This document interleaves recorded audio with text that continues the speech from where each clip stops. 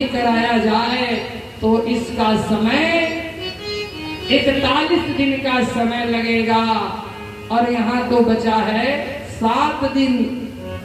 कहते हैं महामृत्युंजय मंत्र मृत्यु संजीवनी मंत्र है कि मृत्यु भी आए तो टल जाए अगर 41 दिन तक लगातार महामृत्युंजय मंत्र का जाप किसी के लिए कराया जाए।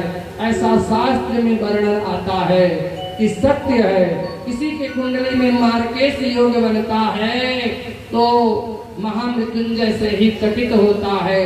और उसके बाद विचार करने लगे कि अगर नौ चंडी का पास नौ दुर्गा का पाठ कराया जाए तो 9 दिन का समय लगेगा। 9 दिन के पहले नव चंडी सतचंडी करने का विधान है ही नहीं। इस शास्त्र में वर्णन आता है कि किसी को ऐसी समस्याएं उत्पन्न हो जाए, ऐसा नहीं कि जब मन करे जो कार्य कर दे।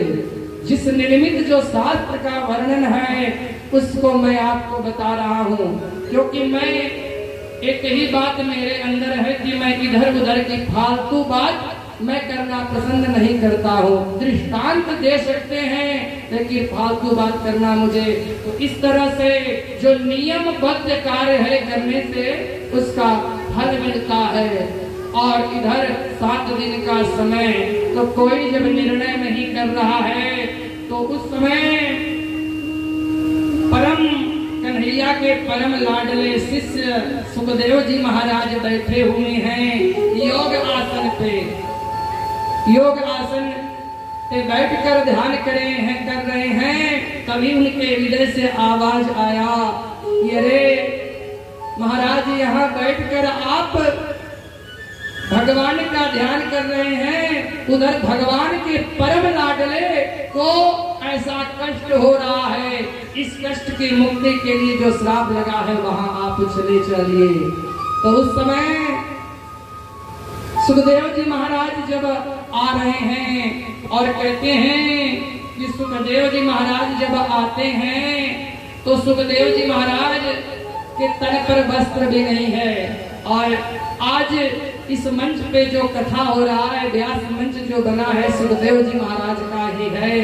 बड़े कृपा से कहते हैं कि जिनके ऊपर बहुत बड़ा कन्हैया का कृपा होता है वही इस मंच पे बनने का बैठने का अधिकारी होता है। एक मंत्र क्या इस मंच पे बैठकर एक शब्द कोई नहीं बोल सकता। जिनके ऊपर कन्हैया का कृपा होता है वही बैठता है, क्योंकि ये परम ब्रह्म क्या स्थान है। और परम ब्रह्म वही प्राप्त करता है जिसके जीवन में त्याग प्राप्त होता है।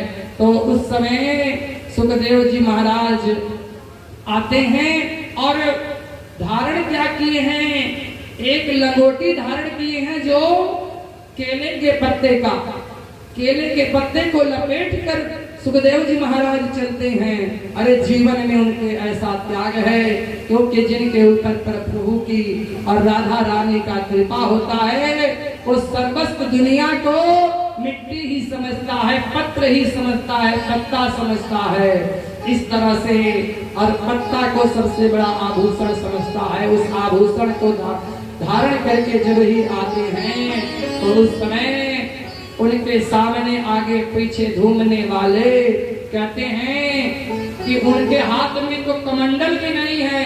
ऐसे संत कहाँ मिलेंगे।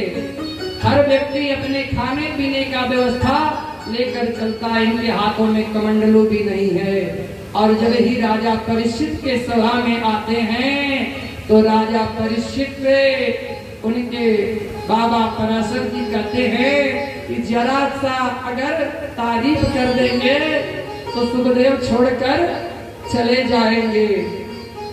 तो जब ही उस सभा में आए सुखदेव जी महाराज, एक बार बोले सुखदेव जी महाराज की।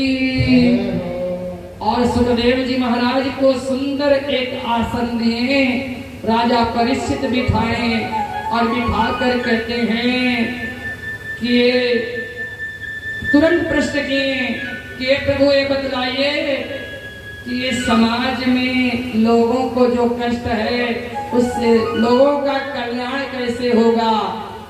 कल्याण राजा परीक्षित कह देते सुखदेव जी महाराज से कि मेरे मृत्यु को टाल दीजिए, तो ऐसे संत को मिलने के बाद सुखदेव जी महाराज उनके मृत्यु को भी टाल सकते थे। एक बार बोलिए वृंदावन बिहारी लाल की जय हो।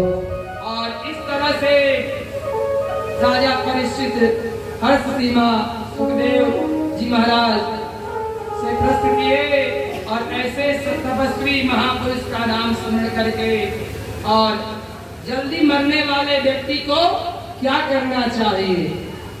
और उस समय कहते हैं कि संचित प्रश्न करने के बाद कहते हैं कि महाराज ये प्रश्न आप अपने लिए नहीं किए, आप पूरे समाज के कल्याण के लिए किए। आज मेरा हृदय गदगद हो गया, आप जैसे शिष्य को मैं ही ढूंढ ही रहा था।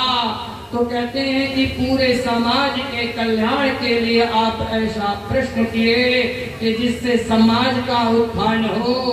ऐसे कहते हैं कि महाराज राजन आपको मैं बताऊं कि सतयुग, त्रेता,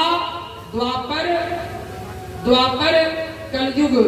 सतयुग में एक व्यक्ति का उम्र जो होता था 1,00,000 वर्ष होता था। 1,00,000 वर्ष से कम कोई जीता नहीं था। सतयुग के बाद त्रेता युग आया, एक शून्य हट गया, बचा कितना? 10,000। शून्य हटेगा तो 10,000 हो जाएगा। 1,00,000 से 10,000 से पहले कोई नहीं मरता। और जब ही त्रेता के बाद द्वापर आया, एक शून्य और हट गया। समय कितना बच गया? 1,000 वर्ष। और 1,000 वर्ष और उसके बाद जब कलयुग आया तो कलयुग